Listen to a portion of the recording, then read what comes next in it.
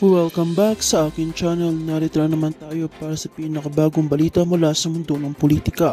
Sa wakas, lumabas ng matagal nang hinihintay na balita. Inilabas na ng korte ang warrant of arrest laban kay Liza Atanas na matagal nang iniimbestigahan dahil sa mga mabibigat na kasong kinakaharap.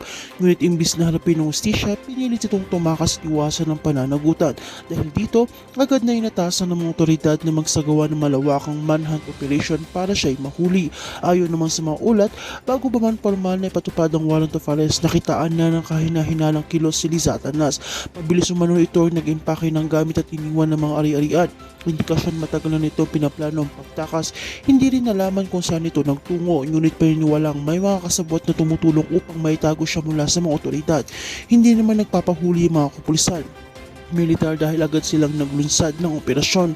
Lahat ng mga daungan, paliparan at pangunahing ruta ay mahigpit na binabantayan. Ayon naman sa PNP, hindi sila hayaang makatakas ng tuluyan si Liza Atanas dahil ito ay isang malaking banta sa seguridad at justisya ng bansa. Samantalang galit at pagkadismayang naramdaman ng taong bayan nang mabalitaan ang pagtakas nito.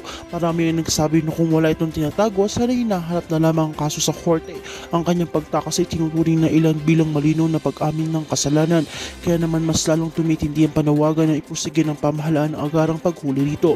Dagdag pa rito, ilang personalidad na dati rin pumapabor kay Liza Atanas ay bigla na rin tumatalikod na nanawagan ng pananaguting ito.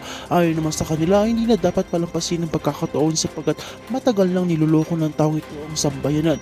Ito'y bababala na wala nang nakakatakas at mahalagang kamay ng batas. Ang gobyerno na may nagbigay ng katiyakan na kahit saan magtago si Liza Atanas, mahuhuli at mahuhuli siya. Nakahanda na raw ang mga task force na tututok lamang sa kasong ito. Bukod dito, nakipag-ugnay na rin umano ang mga otoridad sa iba't ibang bansa upang tiyaking walang ligtas na lugar para sa kanyang pagtakas.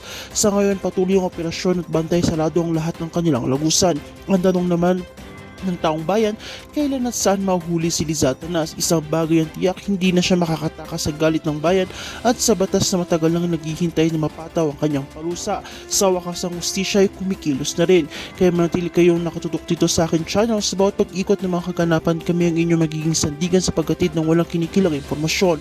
Huwag kalimutan i-like, i-share at i-subscribe para lagi kayong updated sa mga may init na balita mula sa mundo ng politika. At para naman po sa mga viewers and commenters natin dyan, manatiling nakatutok dito sa aming channel.